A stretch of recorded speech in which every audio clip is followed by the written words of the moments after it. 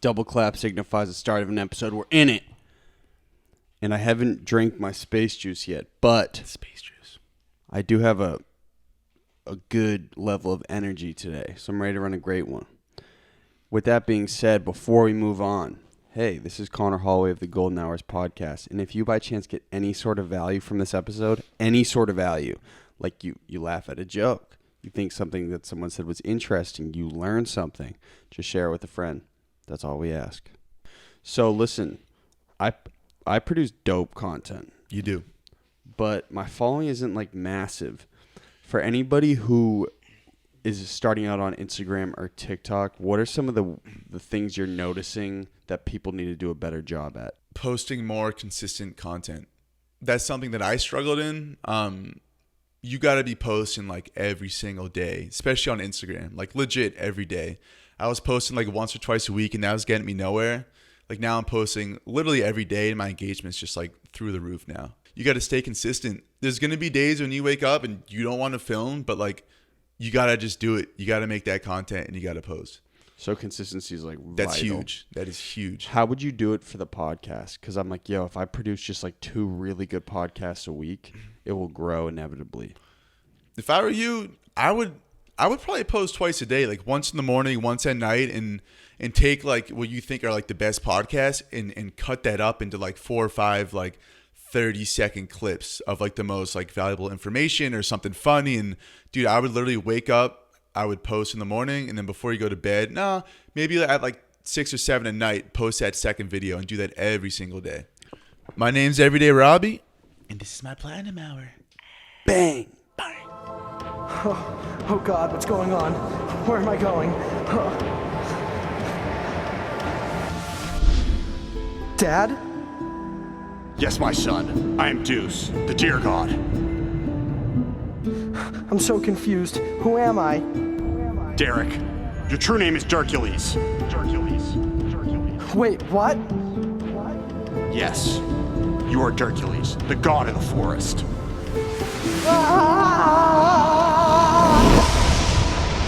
Season 5. Hosted by your favorite podcast host, Big Bochi. You already know the deal, mother. What's up?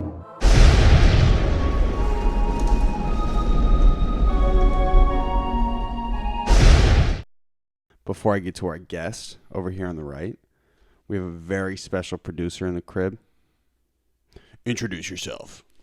What's up? This is C-Mac, producing my second episode for the Golden Hours podcast, and I'm happy to hear what Robbie's got to say to us today. Oh, you're not supposed to say his Wow. name. Sorry. Because I was supposed to do that. I'm going to head out. Sorry, his name's not Robbie. His name's not Robbie. It's Forget Robert, what right? it is. Yeah. Robert. Nice.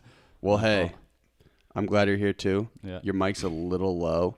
So on your Logic track, just see the volume thing on the right. You know what? I'll just adjust it right now. So, here's my epic intro. We've had a plethora back in the day when GDP was just starting. And when actually even before GDP, in the Coach Connie days, there was one human I knew who was trying to make funny videos. And this was way back. But the way he was doing it was way different than I was doing it. And I was like, damn, this dude's making like 45-second videos and The Rock just shared his video? What? This dude's getting a world star in Complex and he's doing it on his own? What? This dude's a great guy and he has a well-manicured beard? What? And so since then, Robbie and I we're family friends also. So we've been able to do a bunch of cool stuff together. And so to my right, I have Robbie Mercer, a.k.a. Everyday Robbie. Bam! Thanks for having me. What's going on? Do you want to kind of give a quick synopsis of who you are and what you do? Yeah, well, my name's Robbie, and I make weird comedy videos on TikTok and Instagram, and that's my life. Straight up. But you're a vet. I'm a vet. This is my Isn't that wild? 4th year? Whoa. Almost 5th year. Of Jeez. influencing. Yeah, I'm a 27-year-old adult making comedy videos. And you were on the podcast. We ran like a pretty long one. this was like way back. Me, you, and Clout, right? Yeah, I haven't talked to Clout in a long time. I haven't either, dude. He like doesn't post on Instagram anymore. I think he's a little heavier on the music now. Yeah. Well, Clout, if you see this, we miss you. Still do. You guys never did a collab yet, or? No. Well, that was one thing. So I was in one of Robbie's videos at the end of PC, and it was like when your friends hung over and like Robbie, he was on a skateboard, tripped over a stick, and it was like me and Sir South. Yeah, I remember that. But when we had the that was the first time we like really met in person, and we had a conversation, and he was like, "Yo, dude, honestly, this shit is hard as fuck. Like, excuse my language, like this influencing thing is very hard." And I was like, "Can you elaborate on why?" He's like, "Well, because all my friends work corporate jobs, and like I don't work a 9 to 5, and what I do is totally different, and I have no one to collab with." And so he said that when we were leaving PC, and then I'd seen him again in November, and he was like, "Dude, there's no one to collab with." Yep. And so I was like, "Yo, there is a couple of people to collab with." And so now you kind of have a little task force. Dude, now it's like this like squad of like literally 6 people who do the same thing, who live in the same area. It's just like, is this possible? How fire. What? It's awesome. It's literally awesome. And like with AK and Zach and all them, I never would have met them if it wasn't for this podcast. Like, Pretty wild. You are the king of networking. You know what I mean? Finessing. But has the influencing life been easier for you now that you have a team or like you have people to create with? it's been easier, but it's still tough at the same time because like I love filming with these people, but like everyone has like a different view for the videos we film. So like sometimes there's like slight like arguments like, you know, like how should we film this scene or how should we piece it together? But for the most part, it's amazing. It's unreal. Well, one thing I've noticed too, because we did a shoot here the other night, you understand the edit very well in terms of how to edit something for like a 40-second success. Yeah. It's something you have above like most of the other kids that are here. You understand like, okay, this will work well in the edit. You got to bring this to the close-up. You got to do this over here. Right. How much of a weapon is knowing the edit in the software in and out? It's an absolute weapon. Dude. An absolute weapon. Like, you could have 15 years of editing experience, but if you go and try to edit one of these like 45-second videos, it's a whole different ballgame. It's so different, you know? And like, I'm at the point where I'm like posting my TikTok vids on my IG now, and I don't know if my fans like it, you know? Elaborate. So, you know, like TikTok, there's like the text in the videos and like they're pretty short and there's like specific sounds and everything. I've been like posting those on my IG for the past like month and it gets great engagement, but I'm getting DMs like, dude, like I miss like your old edits, like all this stuff. And like, do they mean the old bits like you with the straw violin and stuff like that? Not even that. Like, there's no really dialogue in TikTok vids. It's a lot like silent videos, but like the text appears as a dialogue. And I think people just aren't used to that, you know? But for you as a creator, have you felt like you've had a resurgence in like passion for it with the new app? Dude. Absolutely, right? 150%. Like, did I tell you my TikTok got banned like 2 weeks ago? Did I tell you about called this? me like, yo, what Oh, the I fuck? did call you. I was probably crying or something. You're like, dude, Aki says he knows someone in the front office, I'm just man. like keeping my fingers crossed. But yeah, like TikTok has literally just sparked that old flame, you know? Did you feel like you were plateauing for a little bit and then the new app came along? You're like, yo, let's Dude, go. I was plateauing for like 2 years. You feel like you're just going through the motions? Going through the motions, waking up, I'm like, do I want to film? Sort of, but I kind of got to do it, so I will. But now it's like, I go to bed at night, I'm on TikTok, I see like 4 or 5 ideas. I like can't sleep because I'm so excited for the next day to film those ideas. It's like, wow, it's awesome. It's literally awesome. Why do you think that is? Is it like the structure of the new video, or is it just the app's more exciting? It's the way the algorithm works on TikTok. Like every video gets to like the quote like popular page, and like if people like it on that page, it just like literally blows up. And dude, it's so easy to grow. It's so easy. So is that what excites you? Is the growth of your page, or is it? Yeah, and I'm seeing so many brands flock to TikTok, which is like huge. Like when I had like 12,000 on TikTok before it got banned, like Dollar Shave Club reached out to me because they found my TikTok for a brand deal. Whoa. But I mean, yeah, whoa. But I never got the brand deal because my account got banned. You'll get it back. I'll get it back. But yeah, I started a new page and I'm still going at it. So You have enough recycled content, right? that's a thing, dude. I grew to like 80K on TikTok almost all through like reposts of my old videos. Well, one thing I learned from Aki when he was up here is I was like, yo, how can I use TikTok to like grow the podcast? And so my podcast clips are traditionally like 60 seconds. He was like, bro, you just got to cut them down to 15 seconds. Yeah. Yeah. So all your content on there is 15 seconds? It's probably between 8 and... Can you just grab that and bring it a little closer? Yeah. Right here. Yeah. Yeah.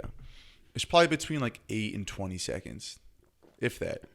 But does it work differently? Because I know there's like a 15-second space and then there's a 60-second space. The weird part is on TikTok, if you film a clip, you can't trim it in the app, which I think is like BS. So I film all my stuff just using the camera on the phone and then go into Video Shop, which is just like a $1 editing app. And I edit there, then I'll post it on TikTok. Wow. So you don't do any more iMovie? No. Dude, I haven't touched my old camera in like 4 months. That old Rebel with the tape The old on it. T6i, dude. With the tape on it. But now it's just me and my iPhone. C-Mac, have you downloaded TikTok yet? No, I don't. My younger sister, who's about 13, is obsessed Dude, it's with it. huge. I think it's big like, on there. With like middle schoolers and Yeah, high yeah, schoolers, exactly. it's massive. Yeah, but it reminds me of Vine. We had Vine when we were in that It's age. it's almost like Vine on steroids because Vine was only 6 seconds. This is like, you can make it 6 seconds, you can make it 30, you can make it a minute, It's like it's a good blend of a lot. Yeah. And the big thing I'm noticing too is the type of opportunity it provides from artists with the music. Yeah. How they have a whole song bank. I mean, dude, look at Lil Nas X. That all happened. Old Town Road from blew up. Mass, right? I think so, but it blew up on TikTok, and now he's like one of the biggest artists right now. Well, dude, wild enough. I think I said this recently. So there was a kid who came up on the show. He's a really nice kid. His name's Savage Gasp, and nobody knew he was really from Boston. I had met him at a show, and then I invited him up because his music was way different, and he came up on the show, and we had a great episode. He's a mad good dude, and then his song went so big on TikTok, and now he's like a big artist, dude. Dude, his episode has so many downloads. Yeah, That is You've probably heard it. It's like, October, it's a nightmare. Shit. Crickets, absolute crickets. Nah, I don't think I've heard it. You said he's from Boston, or He's from Kentucky originally. Kentucky. I'll show you it afterwards. Yeah. Aki had seen it in a couple videos. That's sick though. That's all it takes though. It's just like literally one song to blow up on TikTok, and like your whole career just. So with TikTok now, are you devoting less time to your Instagram following? Yeah. Like, I will make a video on TikTok, then post that video on Instagram. So like TikTok's legit my main platform right now. And has your engagement on Instagram gone down because of it? The engagement's gone up, but I'm still just losing followers, dude. Every day I'm losing like 300. But How do you prevent that though? Isn't that just the way consumers work? Like they'll follow you, they'll unfollow you. yeah, it's just on Instagram, dude. It's like the whole algorithm. It's so tough to grow now. So I've kind of just like accepted that. You know what I mean? So IG's like my second focus, and TikTok is just it's my baby right now. Full speed. Yeah, seriously. I feel like. Go ahead. I think that might help you though. Like now that I feel like for me, people might start to get sick of Instagram. It's been around for so long, Right. and now to have this new platform for you to like portray yourself and be out there, it helps you a ton. And like you've said, it's increased your following and your network, and you're killing it. So. And also, like, do you remember on Instagram I would only post like once or twice a week? With TikTok, dude, you can make like 4 videos in one day. So it was like a week ago I posted every day on Instagram for like 10 days straight. And it was sick because I was getting like good engagement and everything, So I think that's the biggest thing. It's so much easier to make content on TikTok. Is it more fun, this type of content? Yeah, dude, it's so fun. Like I could literally do it for like 10 hours straight. Is it for you? Is it because the ideas are faster and it's like all about the edit, or The ideas how are is faster. how is the content like actually changed for you? Dude, a lot of it is trends on TikTok. That's like the biggest thing. So like when you hop on a trend and you make that video, like 95% of people on Instagram has like never seen that trend. So like it's like really fresh to the eyes on Instagram. And it's much more global. Yeah. Well, your following's always been kind of global, right? Oh, they're like, yeah, it's like every country, literally. I know you got like a big like Middle Eastern following. Actually, though, like a bunch of people from India and like Malaysia and stuff. It's like so random, dude. Well, it's the same with Mike, Anabolic Aliens. Dude, he's got tons of followers from India. I'm like, this is hilarious. Yeah. It's so random. So the content is now easier because the ideas are faster for you, or the edits quicker. Both. Ideas are faster, edits are easier, and you can just pump out content. I could make a video and edit it in like 25 minutes. Then remember Instagram, it's like you film for literally 2 hours, upload those clips to your computer, use iMovie. It was just like a whole day event. So does quality content matter as much in terms of like production value? Because when I had showed up to the influencer warehouse in Medford, so there's this like Aki has a house in Medford, warehouse. and they collaborate there a bunch. And I showed up, dude, and I was just like, all right, cool, like. Let's see like what the boys are up to. And I show up like, yo, bro, you gonna put this banana suit on for us real quick? You're gonna put this hot dog suit on. Oh, you hot sit dog on the suit. Curb. The video is pretty funny, but it is funny. But I was like, all right, like I tossed a hot dog suit on.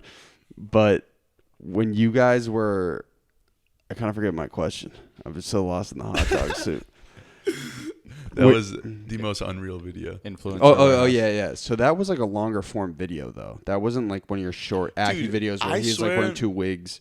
When you showed up, that for me, that was like the last day I like was focused on Instagram videos, because like that was an Instagram video. You know, we spent like an hour filming it. There was like 20 different scenes, but after that, I kind of almost like followed AK's footsteps with the TikTok, because I've seen him literally film a video and edit it in like 8 minutes and it just blows up. I'm like, dude, like I need to hop on this. You know? What is your screen time looking like right now? Bad. Do you have your phone on you? I do. Why? Are we going TikTok or Instagram? I just want to know your screen time, like total. My big goal has been to cut down on my screen time. I try that. I don't. How do you Instagram. check it again? You go to general and then go to storage. Or no, excuse me, general screen time. General. Let's see if I can find it. Mine. How bad's yours? When I was in February, there were a couple of days where I was at like 10 hours. Yeah. And I was miserable. I've cut down on it and it feels so good, but I also don't have stuff to promote. You know, it's completely different. It's his job. Yeah, no, I know. Producing it's content, completely different. You know, I'm able to do it. Find it for me, dude. I didn't see no screen time. I think IG's not going to be too bad at all, but I think screen time. Okay. Oh, you haven't even had it on. Thank God, dude. Oh, so it won't even. But I swear, if I was to guess, I think TikTok would be like how many hours? 5 hours a day. But that's not like when you think about it. That's your job. That's not that bad. That's like what. Yeah. Like there's people that are sitting at a desk for 8 hours, not doing anything. Like they have some tasks, but I mean it could be like a lot more. But that's my guess. I don't even mean on a productivity standpoint, because he's productive, he gets stuff done. Exactly. It's more the fact that like you're staring at the screen for 5 hours, which is. You ever hear of tech neck? Mm-mm. It's like if you stare at your phone like this for too long every day, you like inflame the nerves in your neck. And I swear I had that like 3 weeks ago, and it is like the most uncomfortable pain ever. Like your neck just stiff? Your fingers go like numb, dude. And I looked it up, and tech neck came up. I'm like, all right, like this might be it. So I stopped looking at my phone for like 4 or 5 days, and it just went away. And I'm like, dude, like that's not good. Like that's almost like saying something like Robbie, like get off your phone. Does your brain ever shut off Instagram or content, or is it always on go? It's 24/7 from like the moment I wake up to the second I fall asleep. You're just always thinking about how to grow the platform. Yeah. And like with my mind, I'm always just like obsessing over like the newest thing. Mm-hmm. So like with TikTok, I just like became like obsessed with it, which is like good and bad. It's great. Like, being obsessed is good. I'm sick of people saying it's a bad thing. Yeah. I think to like a degree it's really good, but like sometimes I like over obsess and like stress myself out, you know? Well, yeah. I mean, that's one thing that you've been like really vocal about is like, yo, like this, you're an entertainer, but like you go through it sometimes too. We kind of talked about I this. go through it a lot. Well, C-Mac is like is totally familiar with it too. Do you think a lot of your stress and anxiety is related to the app? I think a lot of it is related to what I do and me comparing myself to my friends. Mm-hmm. I swear, like, that's how, like, so much of my stress and, like, just, like, anxiety, like, that's where it comes from. Because, like, I feel like nowadays the whole, like, corporate world, like, you're supposed to go to college and you're supposed to work that, like, finance job or accounting job or business job, like, behind a desk wearing a suit. And there's times where, like, I'm walking down the sidewalk and there's, like, a dude with the suit walking past me. I'm like, is that supposed to be me? Like, am I supposed to do that? Then, like, I got my dad on one side who, like, really wants me to, but I'm like, I don't see myself in that, like, position. Not because I'm, like, a bum or lazy. That's just, like, not me. Mm-hmm. Yeah. You know? Well, you were a banker for a little bit, right? Yeah, I worked at a bank for, like, a year and a half, which was, like, it was fun. Like, it wasn't bad, but I would never do that my whole life. Never. It's kind of where I'm at. Like, I don't know where I'll be in a few Well, years. well, but watch what you say. 'Cause No, I you know. start working a I week, know. bro. No, I know. But Easy. to go to your point where you're comparing yourself to your friends that are working these jobs, I've heard, like, it's not good to be, like, comparing yourself to others. There's no benefits. There's no positives to, like, The comparing one thing yourself. that I take to heart is, like, you're supposed to compare yourself to who you were yesterday. So it's like, Ooh. if you can do that and just try to be better than you were yesterday, then you'll go on. See Wow. that's tough. That for was me. deep. Yeah, it was, but that's tough for me. I evaluate my progress usually on like a 3-month or a 6-month scale.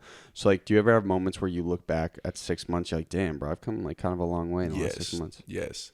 I saw a meme on Instagram. It was like, if you're the same person you were exactly a year ago, like, you're doing something wrong. Then I'm like, oh, like, was I the same person a year ago? Were you? But no, because I look back and I was like isolated, like me in a tripod, like struggling to make content. And like now it's like, I got a whole squad. I'm on a different platform. I'm making new content. Like, And you're things have having more changed. fun now, I'm right? having more fun, dude. Yeah.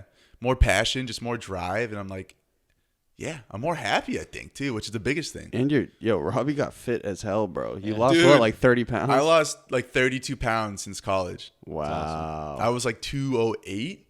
Yeah, you were kind of a big dude. I mean, you look buff right now, bro. I was just like thick, you know what I mean? But It was because you were drinking all those milkshake smoothie coffees, bro. dude, this shit's fire though. The Cumbies blasters. But yeah, C-Mac's the same thing. He left PC and now he's like psychotically fit as well. Yeah. were it's you just were you heavy at all in college? I was beer weight, a lot of beer weight. Oh, All I yeah, did was dude. drink. So it's like, No one ever thinks about like how much weight you can gain just from drinking. Yeah, I was no, it's drinking like crazy. 4 nights a week. Yep, Like yeah, that adds up so quick. yeah. So I started doing like sober challenges, and I was studying for the CPA exam. So every time I was like, my mind's going to be better if Yeah. I work out, if I don't drink. So, and Sober challenge. Yeah. I would love to go like a month without drinking. I just feel like on weekends I like get not even peer pressured, but all my friends like, yo, like come out. I'm like, all right, like why not? Whatever. Well, yeah, so I imagine that's a tough bind for you because Monday through Friday, you're, for the most part, hustling alone or with the group, and then you're with your corporate friends. Yeah.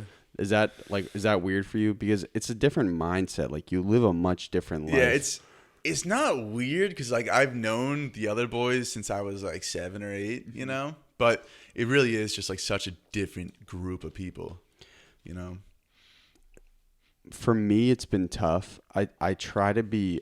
I'm like really psychotically competitive, and so I honestly should be totally more transparent on the show about like bad shit I go through, just so I can be honest and people can see the growth. But like, it's tough for me to surround myself with people now that are not on the same wavelength as me. Yeah. In terms of like doing your own thing and getting it done. So do you ever feel like worried that some of the mindset of other people will rub off on you if you're around them?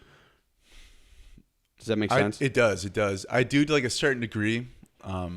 Like my friends that work corporate jobs, like they just want to work the 9 to 5, go home, go to the gym, eat There's dinner. nothing wrong with it. There's nothing wrong with that at all, you know. But I think it is tough to be around that sometimes because like their main focus is not like thinking about work. You know, like after work, they just want to chill. But for me, it's just like I want to just keep doing stuff. So like I meet up with AK like probably like 3 times a week, which is like that's like my medication. You know, like that's like the best stuff ever. And he's a workhorse, dude. He is, dude. He is. He'll film like 6 videos a day. You know, so I think it's huge to surround yourself with people who have like a similar mindset, like what you were saying. Like that's huge. It's just I'm just really protective about who I surround myself with now. Does that make sense? You got to keep like a small circle, dude. I'm just in like my opinion, very, very isolated with like, if I don't think this is going to be like a good thing and something negative is going to come from it, I don't even do it. Yeah. So with that being said, let's shift a little bit on a business tip here. So for value, I want to talk about how you monetize Instagram, how you make money, and how the whole process works. So can you just give a quick, simplify how you make money? Yeah, so I work with brands, and so for instance, like if you own like a phone case company, I would put your phone case in one of my comedy videos, and you would pay me X amount of dollars. And a lot of these deals, it'll be some type of like affiliate deal. So I would make like 20% of every sale, but I don't really do that a whole lot. I kind of just have like set rates, but for the most part, it's just straight brand deals is how I make my income. And so is your following at the point now where you get contacted frequently by companies and brands? I do, but like 90% of my brand deals is me reaching out to companies. Like I used to spend like 8 hours a day just like looking up companies, finding their email addresses, like sending out a specific format. Like, hey, my name's Robbie. I run this page. Like I would love to work together, and this is my content. I have X amount of followers. Exactly. And yeah, like I still do that, but not as much. But like, I would love doing that because it's almost like sales. You're just like, it's not cold calls, but it's like cold emails, you know? And then the good thing is like your proof is right there in the pudding. How do you assess what companies you want to work with? Is it brands that you like traditionally, or is it people you think the content will cross over? Because comedy is a weird niche. It's not necessarily like brands that I like. I have this whole like process. So if I like see a brand, I'll go on their website, and the first thing I look at is like, is this website like modern / updated? Is it a very old website? If it's a very old website, these people are not going to be that big on social media because like they're not like quote like with the times, you know? Mm-hmm. So if the website's updated, I go right to their social media. I click on their Facebook and Instagram, open that, and if they're like very like consistent on their Instagram, like they're posting like every day, then I'm like, okay, like this is like a potential company. So then I go to their contact information, I'll send them an email, and I move on to the next company. And what's the turnover usually? Like if you reach out to somebody? Jeez. I think for every 100 companies, 6 or 7 would get back. Maybe more, maybe like 10, I'd say. And of the 10, do you always land a deal with them? I'd say about one or two. So there's days where I send out like 250 emails, you know? Mm-hmm. But the hardest part is getting this company to trust you. Because, yeah, I have a bunch of followers, but I'm a stranger to them. Like, they don't know me. Like, why would they even, like, kind of trust me in the first place? I feel you. Like, they could just send the money, and I could just say, all right, see ya. So how does that work? So let's say, for instance, you did a brand deal with Hims, mm-hmm. which is a fire company. Like, mm-hmm. their brand is fresh. Can you just kind of give the synopsis of how that went down? You don't have to tell us how much you made, but like how you communicated with them, they communicated back to you, you negotiated your price, then the videos went out. So I reached out to them, and then I got in touch with I think it was like a marketing manager or something. And I usually ask for half the money up front, and then the second half once the post is live. But because like they're such a big company and like they have such like a specific format, they're like, you got to post it first, and then we'll pay you. It was like 2 weeks after or something. But for the most part, companies will just like send it through PayPal, or some do bank transfers, but that's like larger amounts of money. But like direct deposit straight to your bank. Exactly. Okay. Yeah. But I think for the most part, companies just want to make sure that I'm going to make the content. Because like I've had companies say like they've worked with people in the past, and they've just like literally taken their money and just never answered them again. So that's kind of dumb in the social media space, though. Because I feel like someone could be like, dude, we just sent you $7,500. We got to make our videos. Yeah. And I think it's just so like scummy how like people do that. Because I think, you know, like an influencer, like you want to have a really good reputation. Like you don't want to be known as that dude who like rips brands off. Like that's not going to get you anywhere. So let's say for the Hims deal. So do you set your price initially, or do they say this is what we usually pay influencers? I set my price, but I set it like really high because like I know for the most part they're gonna counter at something like really low. So I'll like spike it up probably like $600 of like my original price, and then like we literally meet at like my actual price. And so has your price adjusted as the years have gone on and your following fluctuated? Dude, when I first started, my first brand deal was like $60. Yeah. No, it what was was $40. it? What was it? It was kind of cool. It was a phone case and it had like a lighter attached to the back. So like you like press down on this button and like you could just like light up like anything. And you were just pumped you had a brand deal. I was like, dude, $40. Like I make this in like 4 hours at my bank job. Like I was hyped. That was one thing Mike talked about. So let's say you're working with a company. Is it tough for you because you're fully entrepreneurial not to just chase the check and then work with companies that you actually like? Yeah, dude, there was a time, it was probably like 4 months straight, I was just chasing the check. I was working with like companies that just did not fit my brand at all. But I'm like, I got to get paid. I got to pay my rent, my bills, you know? So I think a lot of people do just chase the check. There's nothing wrong with that. It's a tough bind. But do you ever consider your audience when you do the brand deal? It's like, will my audience actually benefit from this? I do, but I swear it's like any type of comedy video, no matter what the product is, like yeah, it's an advertisement, but it's not like a straight like ad. It's not just like a boring like informative type ad. Like there's going to be some type of like funny punchline to like a certain degree, you know? So I don't really get too many like hate comments or like people don't really mind them too much. And have you gotten like a good sense from your audience, like, we actually like this product, or dude, this product's whack? I'll be honest, a lot of my products, like sale wise, like don't do too well. It's just a really tough thing, especially with like demographic. I'm like 50-50, like 50% male, 50% female. Oh, no so, like, way. I thought it would be way more male. No, yeah, or it's like 55-45, but so like for the hymns that like only half my audience would be interested in that because it's like it's a male product. It's a sick brand though. It is, dude. They are so smart. Like they're like staying up with the trends, and even just like their logo, it's so simple, bland, but it's perfect. Are you familiar, C-Mac? No, I have no idea. It's like a male shampoo company. Okay. Yeah.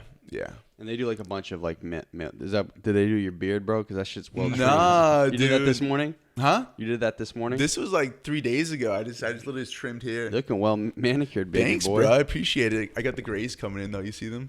You got those dab and dad grays. Yeah, dude. Literally, just turned 27. I'm getting old. You feel old? I feel extremely old. I hate when people say that though, dude. You're 27. But dude, it's like you're going from the mid 20s to the late 20s. Yeah, but you probably said that when you went from 22 to 23. You're like, oh god, dude, Like, I'm leaving my early 20s. Yeah. What's it gonna be like when you're 60? My dad just keeps saying, 30s are the best years of your life. I'm like, dude, you've been saying that since I was like 16. Like, Have you guys had a new perspective on age recently? Like I have. I'm like, damn, you leave college and you're like, oh my god, dude, it's over. But then I'm an adult now. But dude, growing up, like a 40-year-old would seem so old to me, and now 40-year-old doesn't really seem that old to me. Does it seem old to you? No, I wouldn't say a 40-year-old, but then I look at like the 60, like the seniors, and I'm like, okay, those guys have like lived an my entire. dad. Just die already. No, not like that, but like they've done so much to get to where they are right now. Yeah. You know? Like my dad, he's gonna turn I think 65 in December, and I'm like, yo, that's old. Yeah. He looks good though, dude. I don't know, dude. Like he does. Him and he Nancy does. both look great. Yeah, like he looks really good, but like sometimes I look at him, I'm like, whoa, like you're kind of old, Dad. I have moments like that with my dad too. Yeah. It's the same thing. All right, so quick segue back to monetization. So you secure the deal with Hims, you negotiate your price, and then are you booking just a one video deal here, or do you usually pitch, hey, listen, one video will be like, let's say, just for hypothetical, one video is $5,000, but if you do 3 videos, I'll do it for $7,500, and I'll work with your marketing team and work on a campaign with you guys. Does that ever happen? I've done that a couple times in the past, but for the most part, like companies want to try out one video first just to see like how many views it gets and how many sales, and like if that's good, like they'll hit me back up saying, hey, like, let's like work out some type of deal where you do like 3 or 4 videos and we'll pay you X amount of dollars. So I think it depends on that first video. It's got to be like a hit. It's got to be good. A hit in terms of views, or the content has to be good? Everything in terms of, we're talking views and like sales and just brand awareness. Like, it all has to be there. Yeah. They just want to make money. Because you're comedy and you have your own style of comedy, have companies ever said, dude, we love your following, but we want to shape what the video is? Like, we want to kind of have creative control over what you do. Yeah. And I'm down with that, but I think it's really dumb not dumb. It's tough for a company when they say that, because like, this is like what I do, and like, I know like what's good with my audience and what's not. And for instance, I work with a company. It was a CBD company. They gave me this entire script of things to say.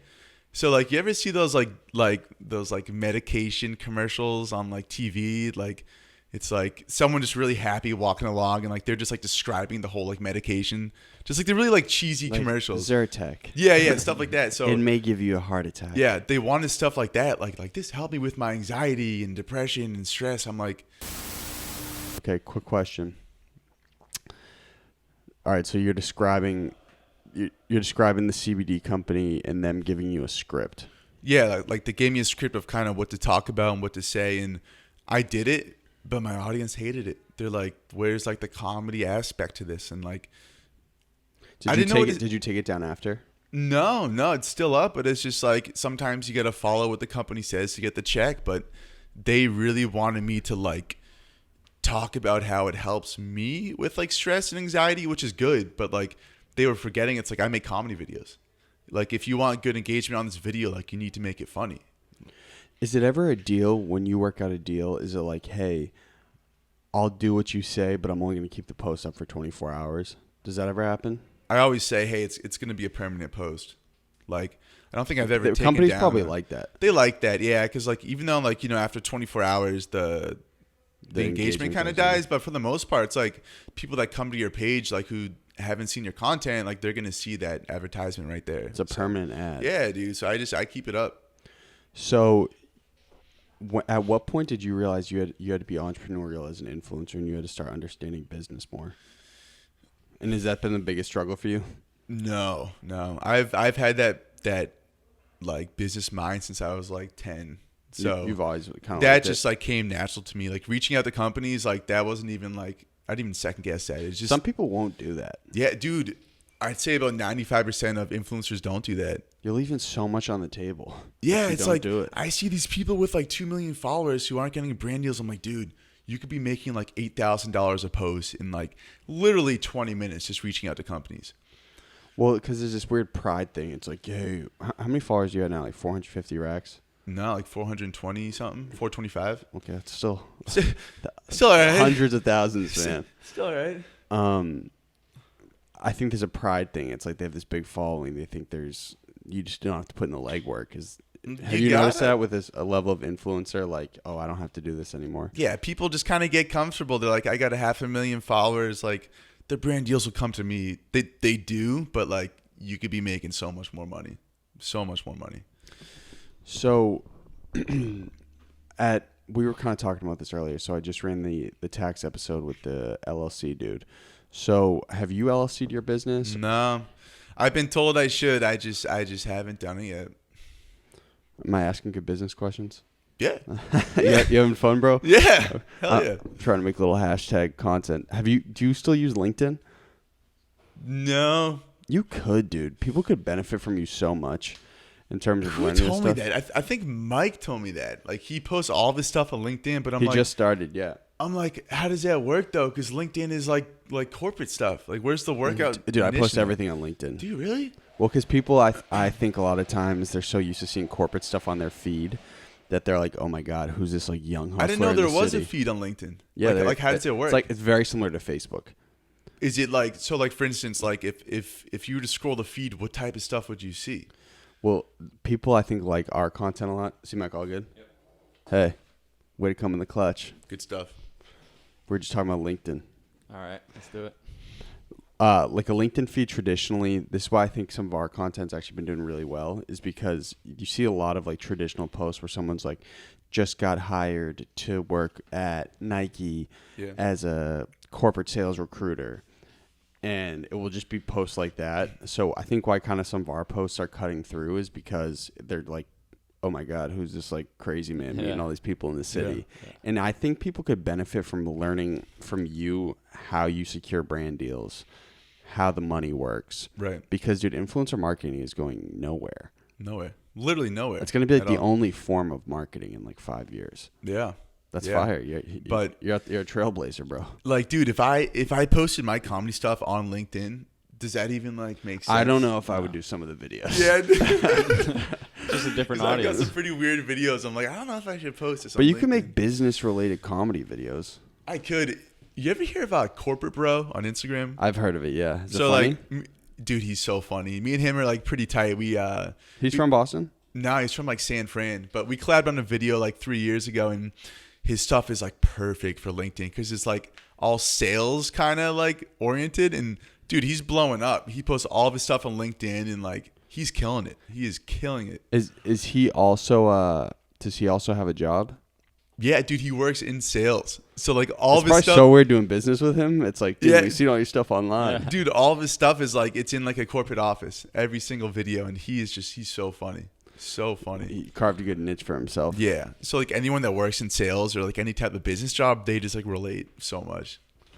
It's genius. Have you heard Corporate Bro?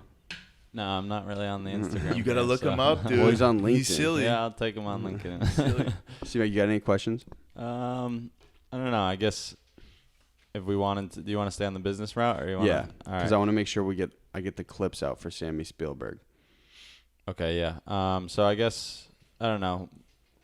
Part of the issue is that you're serving such a young community. Like, how do you go to businesses and say, like, there's not every business. Do you look for a business that would serve a younger demographic? Yeah, exactly. No, not really. Like, I'm down to work with any type of business, But I think with TikTok, everyone is so young on that app. It's going to be tough to like sell. Like, for instance, I've done like a hangover remedy shot. Like, I don't think I could sell that on TikTok. Yeah, like it's such a young audience. Like the CBD company, for especially instance. CBD. Yeah, like I think AK posted a CBD ad on TikTok, and like the video was fire. It was sick, but like I think a lot of that audience that they're not even old enough to buy it. Yeah. You know. I know. I wonder how jewel companies have started to market on TikTok. Because that's like really interesting because jewels are so bad, but it's right in their niche, right? Yo, did you hear about that ban in Massachusetts with Juul? Is it what flavored jewels are gone? Dude, they banned jewels and any type of jewel product until January 2020. So for what reason? There was like some type of like emergency. There was like 200 people that went to the hospital because of like jewel products. Are you off the jewel or are you still I'm on off the jewel. I'm off the jewel. Basically, I think they need to do more studies. Like, they have no idea what this thing's doing to some of them. Exactly, it's dude. terrible. It's like, think about like the long-term effects. Like, no one knows about it. And look at cigarettes like 60 years ago. Like, there was commercials saying how cool it was, and like no one knew like the long-term effects. And like, look at cigarettes now. Yeah, dude. It's kind of scary. No, people just you don't say it's bad, people will think it's fine. Yeah. Exactly. There's no way that thing is good for anyone, dude. You're literally sucking in a flash drive. In people's minds, they think, oh, it's like an alternative to cigarettes, a safer alternative. But it's like, dude, like you're inhaling smoke into your lungs. You're sucking fumes out of like aluminum metal. There's nothing good about it. Those like, pods what could be good go about quick that? too. That's a lot of like nicotine and other chemicals. Dude, one Juul pod is 20 cigarettes, like nicotine wise. Yeah, that's disgusting, dude. And it's like people think since the smoke isn't as harsh as a cigarette, it's like more pure. No. Well, there's it's no like sucking carcinogens, paint but there's chips, other bro. shit that you we know don't what the know worst about. part is? That thing is so easy to smoke. Unlike a cigarette, like you can't be like ripping cigs in like school or whatever. Like people go to the bathroom in school and just rip the Juul for like 20 minutes. Like, and you can literally just go. Yeah, dude. At the bar, if you look around, you'll see like 15 people just like all smoking Juuls. I'm like, dude, and it trended so fast. Yeah, it blew up in like 2 months. The Juul. Did they market on social? They did. they did, but like they got like I don't know what happened, but like I think it was everybody just started to try it, and then people are like, oh. Then you get like the 45-year-old moms who start like petitions against Juul and all that stuff. But Okay, so I got two more haymaker questions. let's do it. One, Sammy Spielberg will probably cut this one up. So listen, I produce dope content, You do. but my following isn't like massive. For anybody who is starting out on Instagram or TikTok, what are some of the things you're noticing that people need to do a better job at? Posting more consistent content. That's something that I struggled in. You got to be posting like every single day, especially on Instagram, like legit every day. I was posting like once or twice a week, and that was getting me nowhere. Like now I'm posting literally every day, and my engagement's just like through the roof now. So you got to stay consistent. There's going to be days when you wake up and you don't want to film, but like you got to just do it. You got to make that content, and you got to post. So consistency is like That's vital. huge. That is huge. How would you do it for the podcast? Because I'm like, yo, if I produce just like 2 really good podcasts a week, it will grow inevitably. If I were you, I would probably post twice a day, like once in the morning, once at night, and take like what you think are like the best podcasts and cut that up into like 4 or 5 like 30-second clips of like the most like valuable information or something funny. And dude, I would literally wake up, I would post in the morning, and then before you go to bed, maybe at like 6 or 7 at night, post that second video and do that every single day. So you think more shorter content. So Yeah, so for instance, 100%. from this episode, I'll probably have Sammy Spielberg cut up like 2 50-second clips of value. Yeah. So you think I should do like 4 25-second clips? I would do that 100%, and make sure like you're using hashtags too, between like 4 and 6 hashtags. 4 and 6. Yeah. Some people use like 20, but like that's how you get like shadow banned or like I know. quote Stupid flag American from was Instagram. telling me about shadow ban. Exactly. Yeah. Isn't there something, do you think, now to be said for pages that grow very organically and slow? Not even to like. Do you think it's better to develop a good base first, or just go for viral content? You got to go for viral content. Mm-hmm. Yeah. Like, dude, with the Bieber Air, when I made that video, I had like 6,000 followers, you know, And your life changed. and it just, yeah. So like literally like one video can like start your career. Literally one video, which to me is like so insane. But people try to force that viral video. Like that just has to come naturally. Like you can't force any type of viral video. It just like doesn't work. There's no real algorithm for it. No, Right? people think they have some type of formula. There is no formula. It just happens. Okay, here's another thing. Cool, that answered my question on that. And Sammy Spielberg, that'll be a good clip. 2, how should influencers approach brands better? And how should brands approach you better? Like, what's the worst thing? So let's say, for instance, actually cut this. This would be good. So let's say you're like a young hustler in the city. You got some sort of company you started. And I wanted to say, hey, I'd love an influencer to market my product. What's the best way to approach you? You're talking from like a brand's point of view? From your point of view, what do you want the brand to come with? That check. I want like a good creative control over the video. Like they can't be too strict about that because it never turns out good. I just want a brand that's almost like trendy, that like stays up to date with like any type of social media. Because once you kind of fall behind that, it's so tough to kind of like know what type of content to do. Like looking at like a brand's point of view. So yeah, even just like a very laid back brand who's like down with me to like make any type of content. That's huge. It's so huge. And how important for you is like brand legitimacy? Like, will you work with a spectrum of any sort of brand, or does it have to be someone that already has like their foot down and like have developed something for themselves?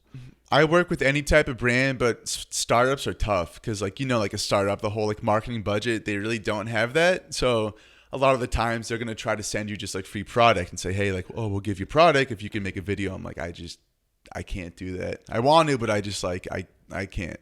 So You got to make money at the end of the day. exactly. Like you need the check, you know? What so if you did like royalties in some sense? Like you're saying like if I get like 30% of every sale or something, I've done that, but dude, like sales, they're not guaranteed. Yeah. Yeah, no. So you could do 100 sales, which would be awesome, but at the same time, you could do 2 sales and make like $40. So it's good to have just like that set rate, just so it's secure in your pocket. Yeah. So. Have you ever pitched brand equity?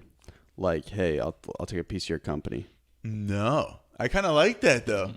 I've never thought about that, but Mike's been doing that a lot. Has he really? Dude, he's a genius. But that'd be big with like startups because they want someone who's going to promote their stuff on like a consistent basis. And if you get like a small percent of that and they blow up, that'd be huge. That's what I'm saying. Like, what if someone was to be like, yeah, like we are terrible at marketing, but our product's great. You, as this company grows, and you're just like an ambassador or a face for it. Yeah. You'll catch a big check down the line. I might start pitching that, dude. That's actually genius. Like, I've literally been doing straight just brand deals. I got to start like finding different revenue streams. That's the biggest thing. Okay, another question. Yes. I'm on fucking fire. This guy's on fire. That's all that space juice, baby. The space juice. C-Mac, was it my car or your car? Mine. Yeah. It was that U-Haul. Couldn't get by the small Audi. God damn it, The U-Haul's gone though. Yeah, U-Haul's gone. Poor driving on their part. I think I could have maneuvered it. It's all good. All good. Are you ever money nervous? Like, are you ever nervous? Like, yo, I'm fully entrepreneurial. Like, dude, what if the money doesn't come in this month? Every single day. Literally every single day. There's months where I'm like just breaking even or maybe even losing money. And I'm just like, shit. Like, it's tough. That's when you start second guessing yourself. It's like, do I really want to do this? I could go work the corporate job and have a secure check every week, but like your true self, it just almost stops that. It's like, I know what I want to do, but it's like so stressful, especially living in Boston, dude. It's not cheap. It's not cheap at all. Then like my sister's paying like $400 for rent every month. I'm like, oh God, like that's amazing. So have you ever considered like, yo, I could work a job and do influencing? That's like kind of where I'm at. I've been like applying to like part-time jobs and stuff. But Is it killing you? Sort of. It's almost like when I apply, I'm almost like letting the other side win, if that makes any sense. Like my whole thing is like, I want this to be extremely successful where I don't have to work that part-time job. So like when I'm applying to these jobs, I'm almost like, I feel like defeated almost. I know what you're saying, but you might need to channel it. Yeah, I You know know. And like I know like for like my own mindset, I like need a part-time job too. One, for the money for sure, but two, just like to have a more of like a structure. Yeah, and if you're money nervous, it might alleviate some of your stress, and you might be able to actually make better sound decisions. Yeah. You ever think about that? Yeah. But then like I kind of think I'm like, I don't even know what type of part-time job I would want to do.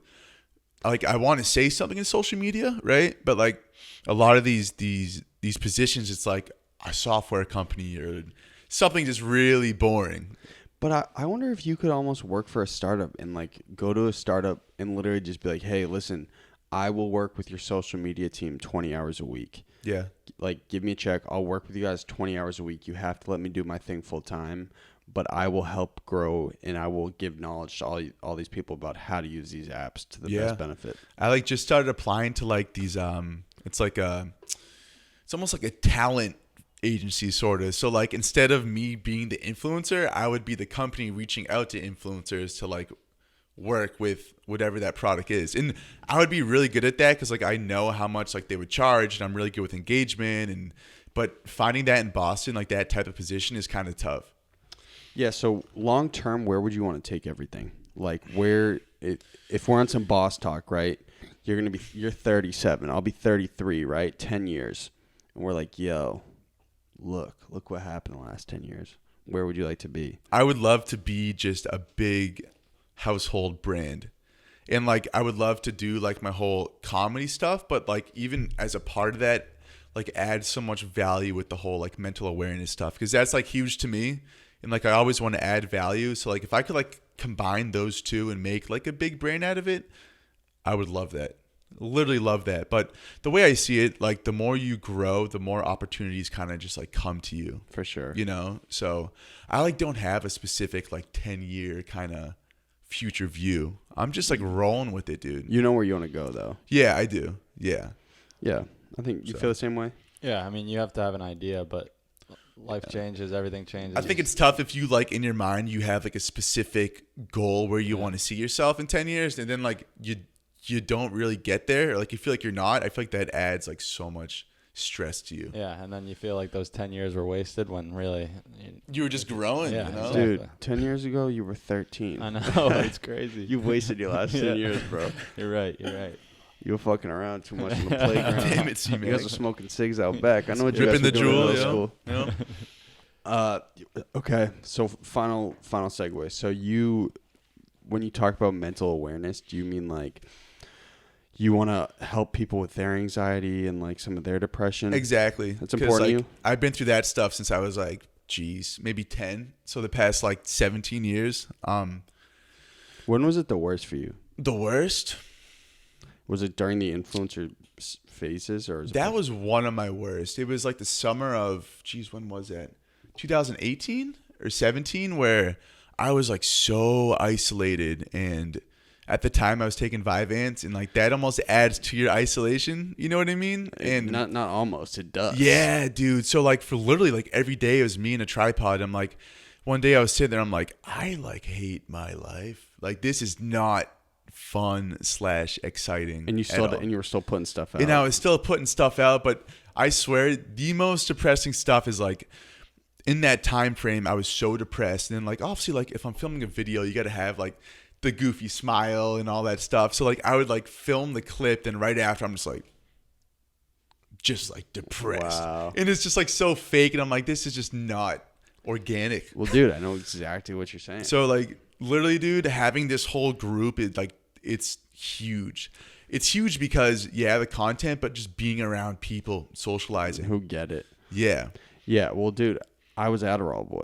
You know what I'm saying? Yeah, I know dude, exactly you what it were. was like, bro. I was like, I shoved myself in a library like every day, just editing videos, totally sauced up. It's terrible. Too sauced. And you didn't even realize, because you were getting stuff done, you were being productive, and you're like, dude,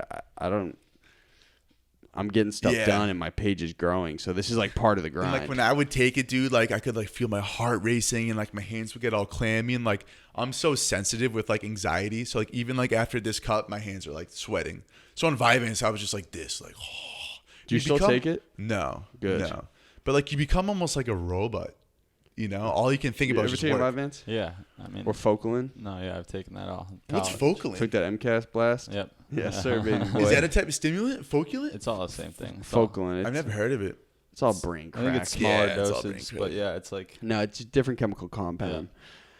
Adderall's like the lesser of all of them. Vyvanse, like really powerful. Vyvanse is that zombie smack. Did you guys ever have really bad like crashes when you would take it? Yeah, I mean, Like, Are you serious, like, bro? dude. Literally at like 4 p.m. it would just hit me up until like 9 p.m. and I'm like, I can't talk, I can't move. I like need to like be by myself somewhere. Like, And the thing is, what was crazy for me when I was taking it is I didn't know, like, I was so reliant on it to edit, weren't you? yeah, dude. If I didn't take it, I didn't want to edit. And you couldn't edit as well. Yeah, right? yeah. Like you become just so reliant on that, and it's scary.